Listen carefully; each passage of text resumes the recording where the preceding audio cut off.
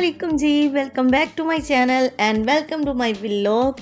तो जी मेरी यूट्यूब की छोटी सी फैमिली कैसी है? I hope you are doing good and great.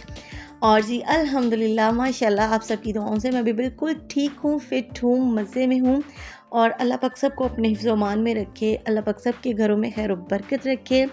और जी नमाज के बाद अगर आपको कोई एक बड़ा सा कप चाय का दे देना तो मैं क्या कहती हूँ कि जी दिन का आगाज़ जो होता है ना बड़ी खुशी के साथ होता है।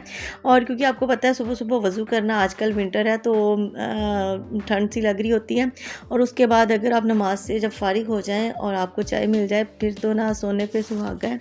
और मेरा दिल चाह रहा था कि मैं नमाज के बाद थोड़ी देर सो जाऊं, लेकिन छोटी सिस्टर ने चाय का कप थमा दिया तो मेरी तो ना वो क्या कहते हैं खुशी की इंतहा नहीं रही।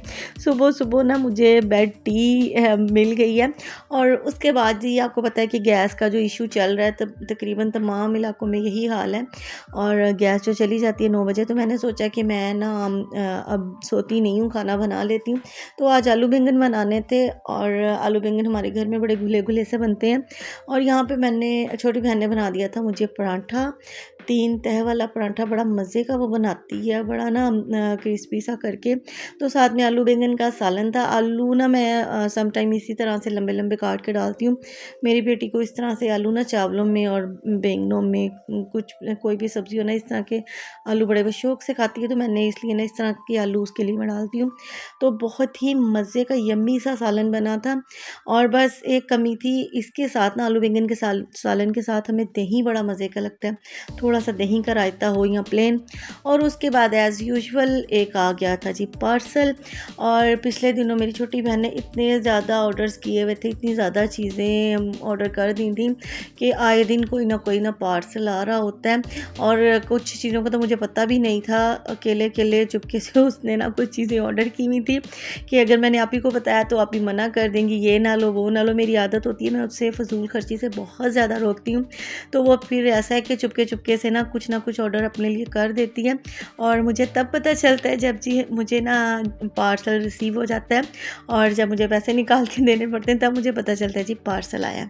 तो यहाँ पे मैं पार्सल को ओपन करूँगी और इंतहाई मेरी नज़र में बहुत ही इंतहाई फजूल सी चीज़ उसने मंगवाई है जी। उसने मंगवाए जी नेल्स। और ये जी 24 कलर्स हैं इनके। और हर डब्बी में ना, हर पार्टीशन में 24 ही नेल्स हैं हर कलर के, यानी 24 कलर्स हैं और हर कलर के 24 इसमें ना नेल्स हैं। और देखें ये इतने बड़े बड़े नेल्स हैं ना, इतने फेक और अजीब सी लुक आती है। और वो नहीं बिल्कुल चुड़ैलों जैसी लुक, अजीब जैसी, मुझे तो इतने बुरे लगते हैं। मैंने लाइफ में, मेरा ख्याल है शायद एक आध बार लगाए होंगे फेक नेल्स, लेकिन वो भी बहुत इतने बड़े बड़े वाले नहीं लगाए थे और मुझे बिल्कुल भी नहीं पसंद। और मैंने पहले उसको 1-2 मिनट देखा, फिर मुझे उस पर प्यार आ गया। मैंने कहा अच्छा चलो अब मंगवा लिए तो मंगवा लिए, खैर है। लेकिन अदरवाइज़ मुझे कोई फ्री में भी देना तो मैं माजरत कर लूँ कि मुझे ये चीज़ नहीं पसंद, ठीक है। और उसके बाद जी आज का जो टॉपिक है उसकी तरफ चलते हैं।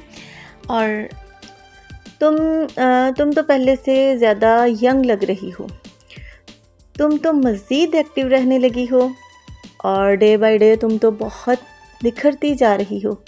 ये सब कॉम्प्लीमेंट सुनना किस औरत को अच्छा नहीं लगता, वो भी तब जबकि आपकी एज जो है ना 30 से ऊपर जा रही हो। तो ये सब अच्छे अच्छे कॉम्प्लीमेंट सुनने के लिए आपको अपनी कुछ आदतों को बदलना पड़ेगा, या ये समझ लें कि कुछ आदतों को गुड बाय कहना पड़ेगा। हर इंसान में कहीं ना कहीं कुछ ना कुछ बुरी आदतें होती हैं। पहला काम जो आपने करना है वो ये है कि अपनी सारी की सारी बुरी आदतों को रिप्लेस करना है अच्छी आदतों से। आपने अपनी बुरी आदतों को अच्छी आदतों के साथ रिप्लेस करना है। यानी कि फॉर एग्ज़ाम्पल अगर आप बहुत ज़्यादा मेरी तरह चाय या कॉफ़ी के शौकीन हैं, बहुत ज़्यादा पीते हैं मेरी तरह, और तो आपने अपनी इस आदत को रिप्लेस करना है। यानी चाय कॉफ़ी की जगह आप ग्रीन टी ले सकती हैं। ग्रीन टी आपकी हेल्थ के लिए भी बहुत अच्छी है और बहुत ज़्यादा इसके बेनिफिट्स हैं, विंटर में तो बहुत ज़्यादा हैं। और चाय का इस्तेमाल आपको पता है कि हमारी बॉडी को बहुत ज़्यादा ड्राई करता है, हमारे बालों को, हमारी स्किन को बहुत ज़्यादा ड्राई करता है, और इसलिए आहिस्ता आहिस्ता इस आदत को आप रिप्लेस करना है आपने, ठीक है जी।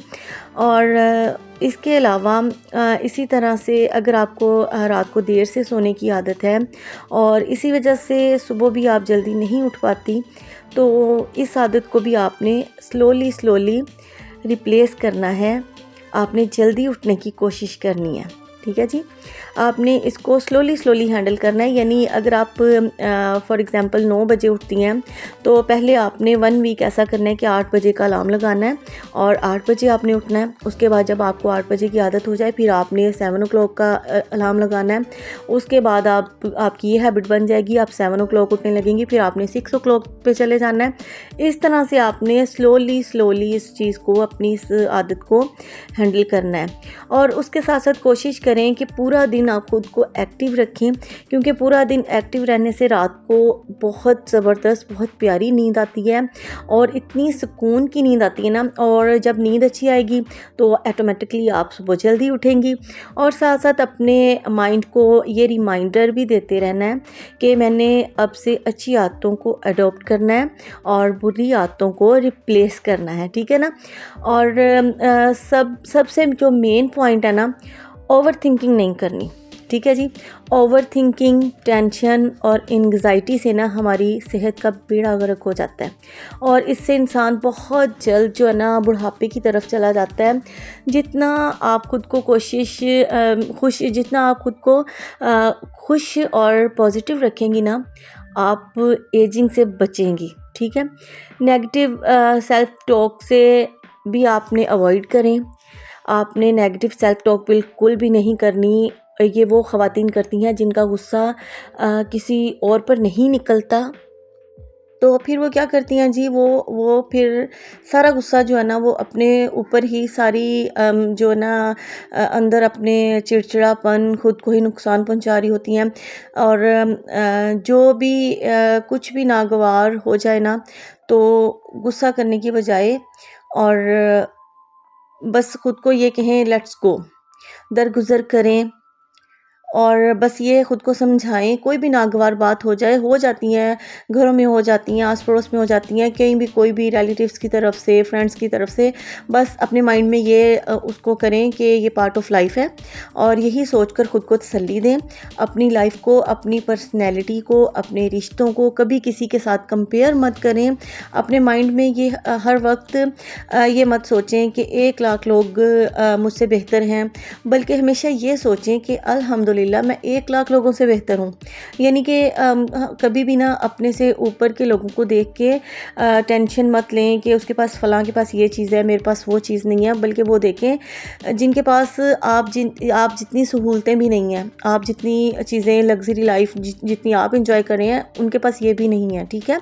हमेशा अल्लाह पाक का शुक्र अदा करें और अपनी कमियों को नज़रअंदाज करें और हमेशा अपनी खूबियों पर फोकस रखें। आप हमेशा वो करें जो आपको सूटेबल है। अगर आपकी फ्रेंड ने फ़्रॉक पहन लिया है तो हो सकता है उसकी बॉडी पे सूट करे, और ये पॉसिबल नहीं है कि जो उसने पहना है वो आपकी बॉडी पे भी सूट करेगा, आपको भी अच्छा लगेगा। इसलिए किसी को भी कॉपी करने की आपको कभी भी ज़रूरत नहीं है। और पूरे दिन में कुछ ना कुछ वक्त अपने लिए ज़रूर निकालें।